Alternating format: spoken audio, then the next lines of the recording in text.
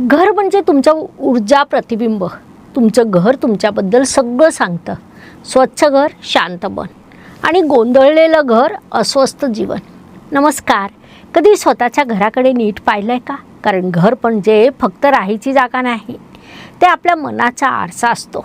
म्हणतात ना, घर पाहून घरच्यांची ओळख होते.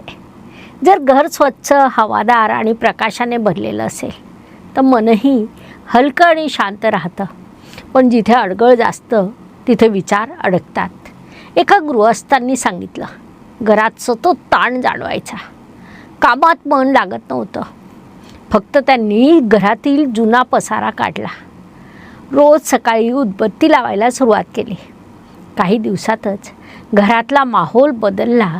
कारण वास्तू सांगते, बाहेरचं वातावरण म्हणजे आतल्या मनाची सावली.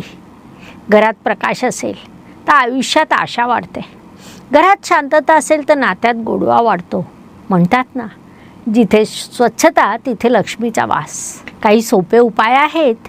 रोज सकाळी खिडक्या उघडा. घरात सूर्यप्रकाश येऊ द्या. तुटलेल्या किंवा न वापरणाऱ्या वस्तू काढून टाका.